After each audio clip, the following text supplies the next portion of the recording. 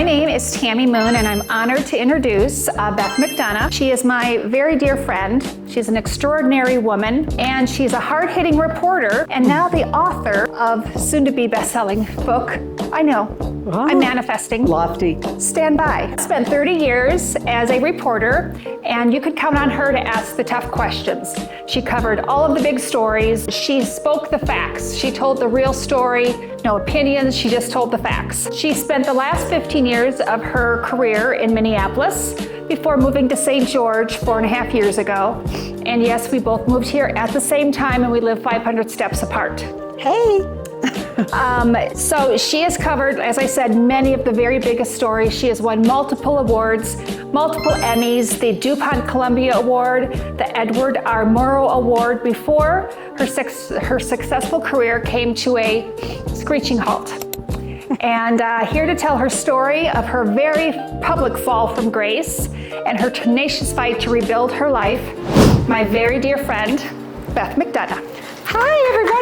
I always covered murder, death, destruction, and mayhem. That's what I say. And I loved it, strangely. The reason that I loved it is I love talking to people about their survival stories. And who knew that one day I'd be talking about my own survival story. But I just really enjoyed living at kind of the center of adrenaline and chaos for most of my life. And at some point, life stressors took over, and you start to absorb the trauma that you cover every day. And so the way that I dealt with it was through drinking after the news late at night. I always worked the night shift, and what's open at 11 or midnight? Bars. It's not like you're going out to a restaurant for dinner. The news folks and I, we always got together after the shows, and we would go blow off some steam in the hopes that maybe you don't take home what you see that day, and that maybe you don't absorb it. But over time, and over 30 years of doing it, you absorb it for sure. These pictures kind of indicate what all I did in my life. But as Tammy mentioned, it blew up in 2008. And I had a cautionary tale in 2007. I got my first DUI to the 35W bridge collapse. Interestingly enough, I had interviewed a survivor. She was coming out of the water, and it's like rush hour, thousands of people around the bridge, and it just collapsed into the Mississippi River at 6:05 p.m. As this woman was coming out of the water and a firefighter was rescuing her, she was carrying this baby carrier. And I saw it, and I thought, oh my God, you know, like maybe the baby didn't make it out. And she's coming out of the water, and, you know, being a news reporter that I am, and I run up to her, can I talk to you? You okay? And she said, yes. And I interviewed the firefighter there. I was hesitant, but I said, where's your baby? And she goes, just dropped her at daycare. I was on my way to work. And like, you know, by the grace of, so her child is fine. She was fine too. And the reason I tell that is just last week I spoke at Hazelton Betty Ford, and who was there? The firefighter. And he came up and he talked to me afterwards. And he walked up, and I'm like, hey, Leroy.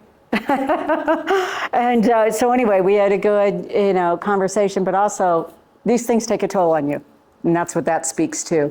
And he spent 40 years of his life saving other people, and now he was taking care of himself. So it kind of comes full circle in this strange, strange way. So I wrote the book and started writing it after my second DUI in 2008, which happened this month, 16 years ago, Halloween night. After I got my first DUI, I was working for Fox News, and my boss, who I loved and respected, and just, he was a father figure to me. He asked me at the time if I had a problem. And shame and stigma being what it is, I said no, because nobody wants to be labeled an alcoholic. And Lord knows I didn't. You know, you get to be pretty strong, and you get a good backbone doing what I do for a living. You power through a lot of life. And I just could not bring myself to accept that label. In my head, I'm like, I will outthink this. I will control it. I will get on top of it. But what you realize is alcohol takes. In the world of relationships, alcohol is a taker, not a giver. And it's an equal opportunity taker.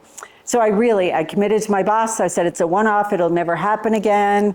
And he said, well, Fox has a zero tolerance policy. I don't know if you'll keep your job. I'll try. And then he went a step further, and he said, I'll put my name on the line.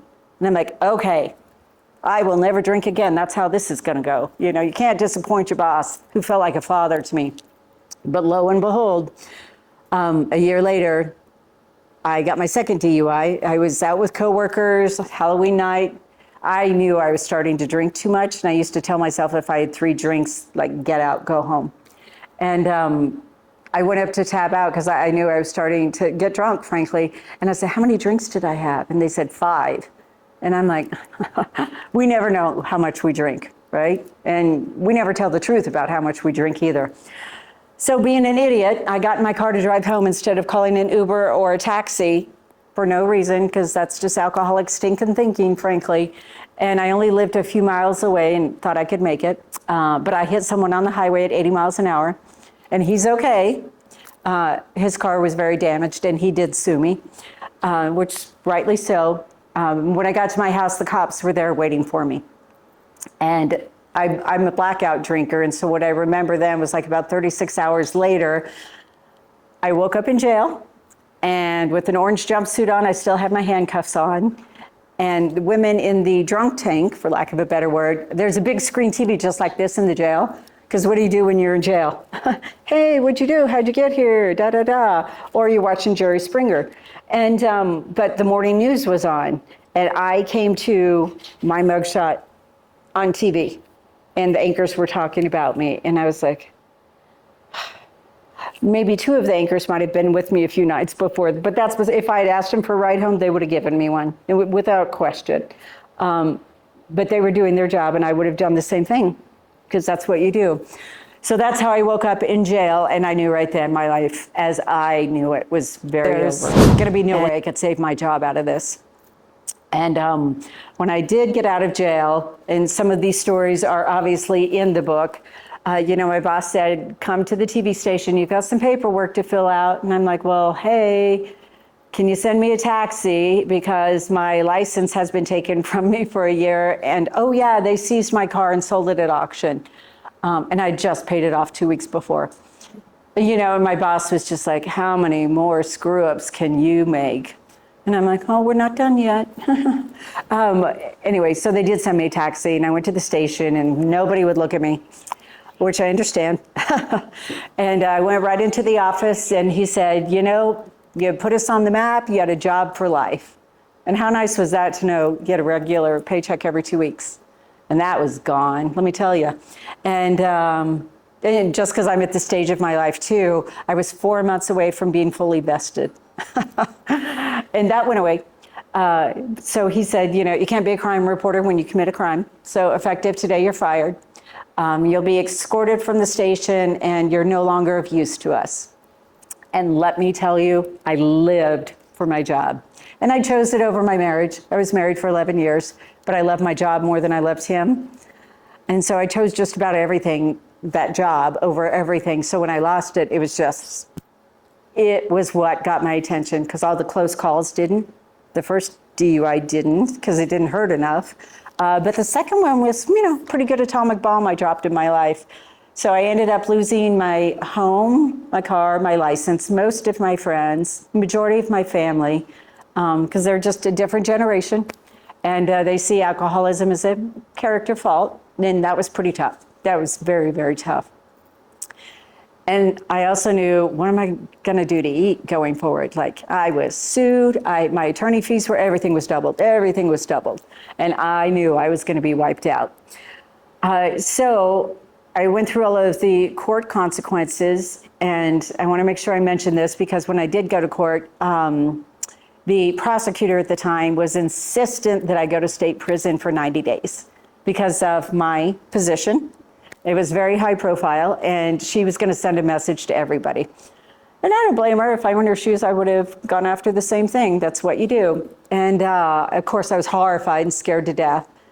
And the judge then, said, before I sentence you, and this is the guy who could throw the book at me. He said, before I sentence you, I want to talk to you privately in my chambers. And I thought, well, this bad day is about to get a bunch worse. And I was scared. And I went into his chambers, and he was standing there with his arms out like this. And he said, come here, give me a hug. Back in the day when you could. And I just fell apart. I fell apart in his arms. And he said, ever since you've been arrested and I saw your name on my docket, I've been following your case because I knew you were going to be in my courtroom one day. And he goes, it's unpleasant, isn't it? And I'm like, you have no idea. And he goes, no, I do have an idea, because before your hearing today, I went to my meeting and I got my 20-year chip. And he said, so I'm not going to send you to prison. You're not getting off. And you're going to go spend some time in the county jail and at the workhouse, which is a labor camp, essentially. And you're going to be on house arrest, but I won't send you to state prison, because he said, I'm guessing you've learned your lesson. And I'm like, yep, we're getting there. We're learning the lessons along the way, that's for sure. So while I was on house arrest, 37 days is a lot of time to be up in your head and home alone. And so I started writing, because I've always been a writer. And I write all of my stuff my entire career. So I just started writing, mainly to vent, I think, and to have a little something to do.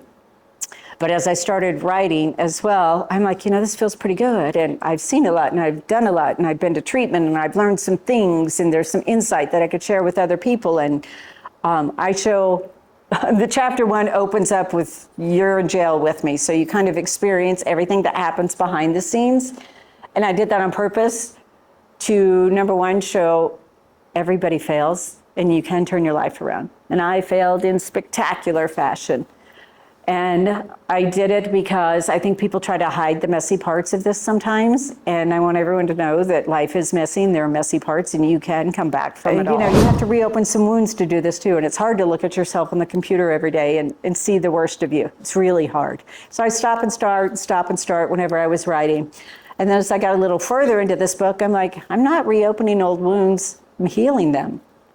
And let me help heal this maybe for other people. I've learned some things, seen some things. I've learned some, brush your teeth if you have cravings, because nothing's going to taste good after that. And that's something that I tell people early in sobriety.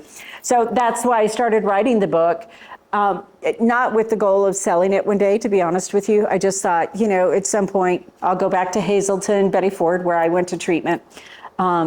Everybody there could use a little inspiration and share the book. And I just spoke last week there. And if I've already told you the story, I apologize, but Leroy was there, the firefighter, as I mentioned, right? And you're like, wow, this is full circle. And you never know who's going to be affected. It's equal opportunity disease for sure. So chapter 2, and this takes you into jail. A television set was mounted in the middle of a plain, vast wall, so everyone, regardless of where they sat in the holding cell, could see it. A locomotive hauling hydrochloric acid through southern Minnesota somehow jumped the tracks and tipped over, spewing toxic chemicals all over the place. The sprawling crash scene caught their attention, and the ladies' interest quickly turned from the train wreck sitting in front of them on a jailhouse bed to the actual disaster on TV. My cellmates were mesmerized by the commotion and the chaos on TV, their only link to the outside world until further notice. The video showed police rushing to rope off the area, deputies securing the scene, a hazmat team cleaning up and decontaminating the area. It's fortunate, the newscaster announced. There is some minor damage to the environment, but no one was injured. The engineers and crew miraculously walked away unharmed. It was their lucky day, replied the co-anchor. At that moment in time, I realized the sad irony between that train on TV and my life right now.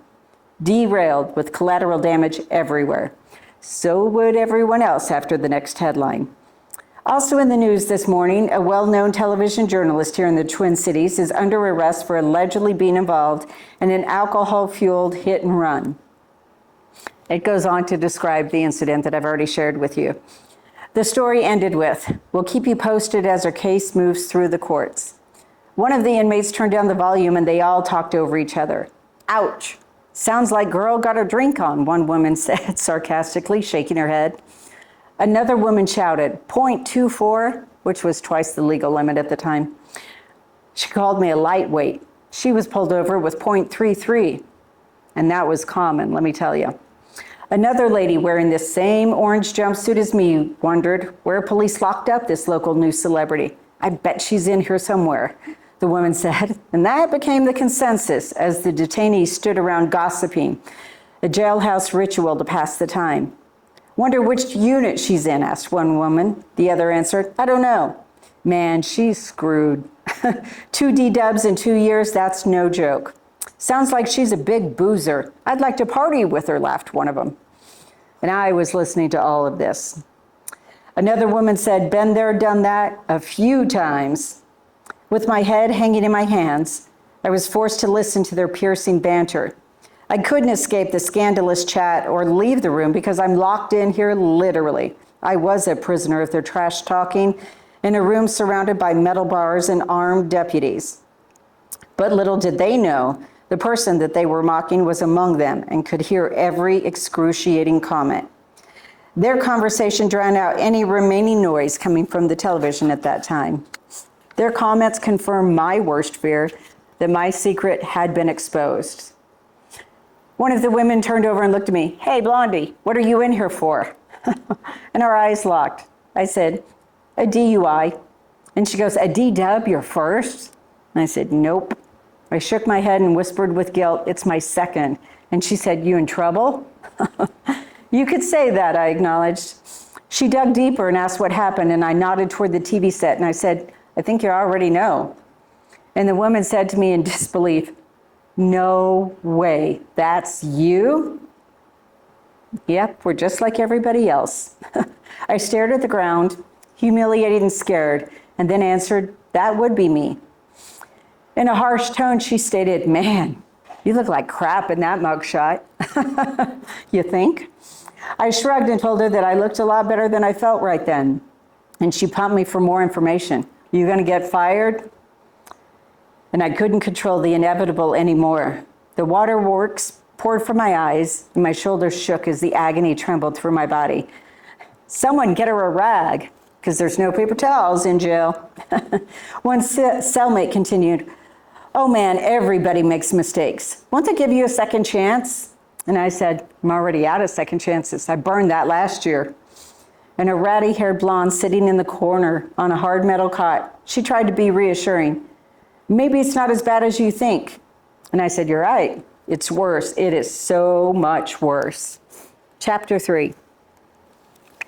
Early in my ambitious career, if you had told me that any of this would happen in my lifetime, I would have thought it was impossible.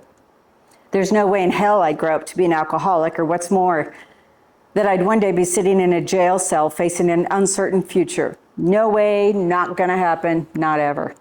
Not to me. I put in years of hard work with boots on the ground to build a successful career as a relentless news reporter, covering major disasters in various large cities across the US. 9/11, some of the other events that I've shared with you. "If there's death, there must be Beth," quipped a coworker during an editorial meeting one day. It was funny at the time. You know, we have to have a little levity.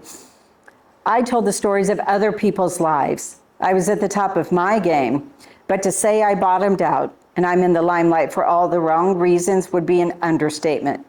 Now the tables were turned and fellow journalists were reporting on me. "Over the limit, under the arrest," read one newscaster. I thought that was a pretty good line, to be honest with you. I was like, well, that's good. Something I'd come up with. "Double the trouble," announced another. These were colleagues that I had worked side by side with, competitors, friends, and acquaintances, all making my private misery very public in the newspapers and on TV. And as if that wasn't bad enough, I watched as details of my nightmare were shared with the rest of the country on the internet. The scandalous allegations spread to my family and friends and coworkers in different states in no time before they could hear it from me first.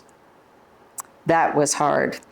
I was the byline of the day because of my boozing, and turns out I would be for days and weeks on end.